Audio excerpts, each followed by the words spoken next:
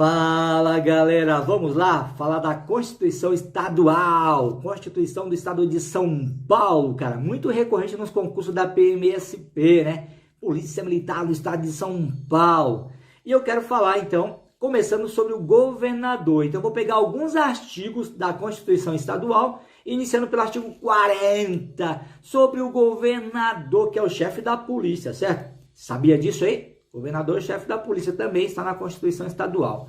E começa falando no artigo 40 que caso haja vacância ou impedimento, a vaga esteja aberta, então, de governador. Vamos pensar assim, se o governador faltar, quem vai assumir? É o vice, óbvio, né? Porém, imagina que a vaga esteja aberta, as duas vagas, governador e vice-governador, não puderam assumir ou tiveram que se afastar. Quem assume a governança do Estado de São Paulo? Você sabe? Constituição do Estado de São Paulo, artigo 40, vai dizer que compete ao presidente da Assembleia Legislativa assumir o cargo de governo e, respectivamente, o presidente do Tribunal de Justiça, cara. Isso é IPC. Importante pra caramba, valeu? Muito recorrente nas provas aí da polícia e de outros concursos também, tá? Queria falar também do artigo 79 do Tribunal de Justiça do Estado. Você sabia que o Estado de São Paulo tem Tribunal de Justiça? Sim, alguns estados, não todos, tá? Mas compete ao Tribunal de Justiça Militar julgar os policiais militares. Você sabia disso? Então, para que serve o Tribunal de Justiça? Olha só, artigo 79b. Os militares do Estado nos crimes militares definidos em lei. Então, quando você é policial, quando assume essa função policial, você pode cometer crimes militares. Os civis cometem crime comum, os militares cometem crimes militares, mas também podem os militares cometerem crime comum, ok? Então, olha só o que diz o artigo 79b. Compete à Justiça Militar Estadual processar e julgar os militares do Estado nos crimes militares. Então, crime militar, Tribunal de Justiça Militar e também ações contra atos disciplinares militares. Mas presta atenção agora na exceção, salvo, ressalvado, as exceções elas são importantes e sempre fazem um diferencial para quem sabe na hora da prova, hein?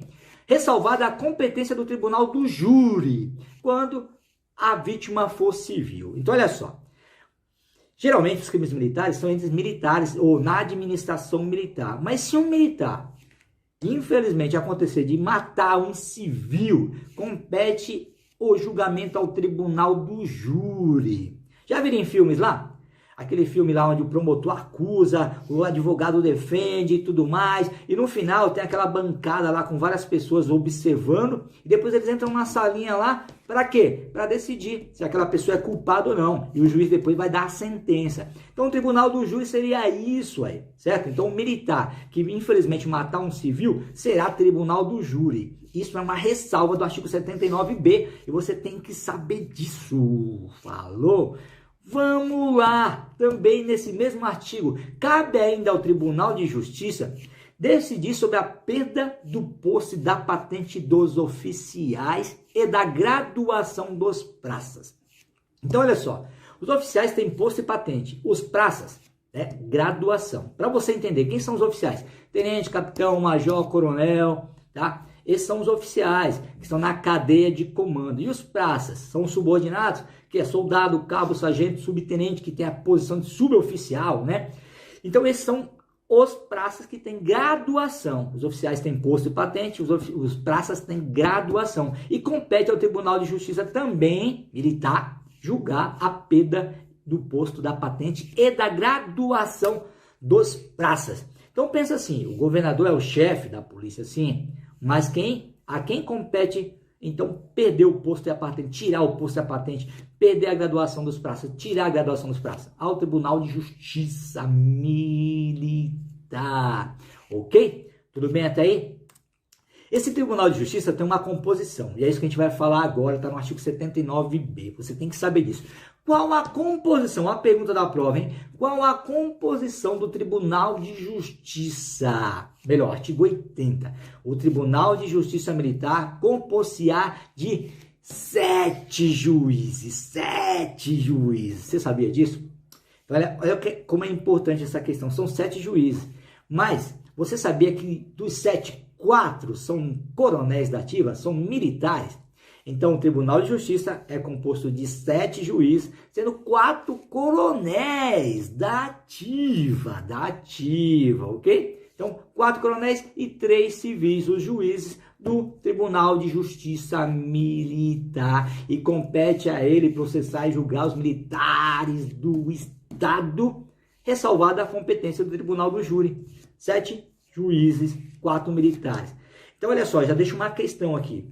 Qual posto, né, ou melhor, qual a posição maior que o oficial da Polícia Militar, o coronel, pode assumir na Polícia Militar? São 3. Então, o coronel, quando ele chega a coronel, ele pode assumir 3 funções essenciais de extrema importância.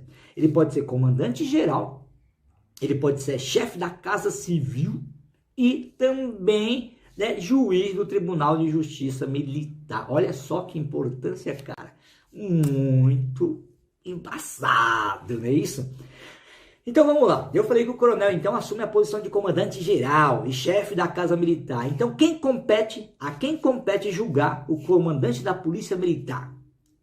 É o governador? Não, Tribunal de Justiça Militar, como também o chefe da Casa Civil. Está no artigo 81, artigo 81. E o que compete mais ainda o Tribunal de Justiça julgar? Olha só.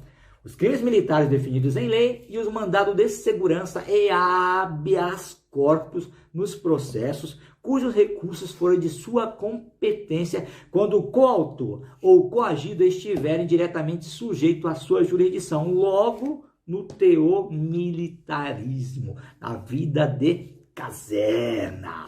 Vamos lá. Então, olha só.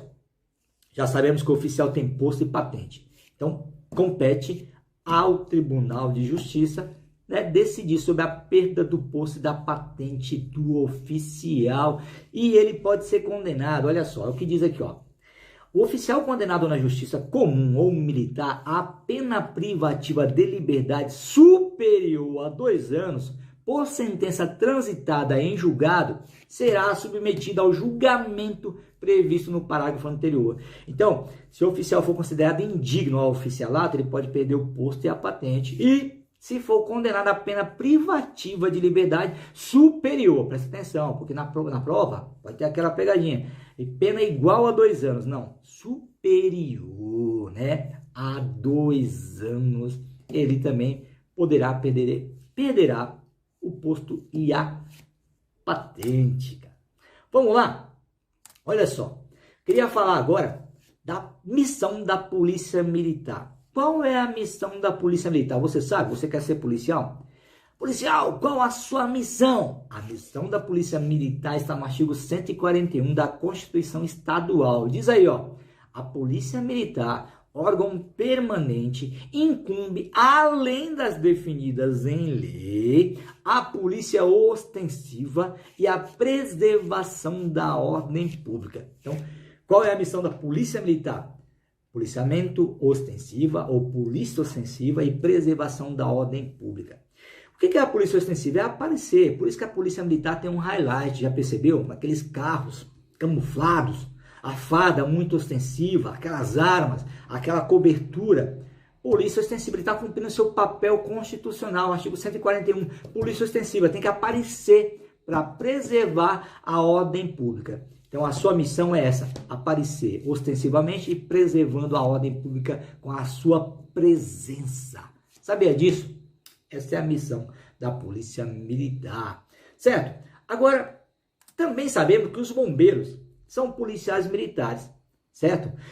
Qual é a função, qual é a missão dos bombeiros? Bombeiros, quais a sua missão? Artigo 142 da Constituição Estadual diz o seguinte, ó, ao Corpo de Bombeiros, além das atribuições definidas em lei, incumbe a execução da atividade, ou melhor, de atividade de defesa civil.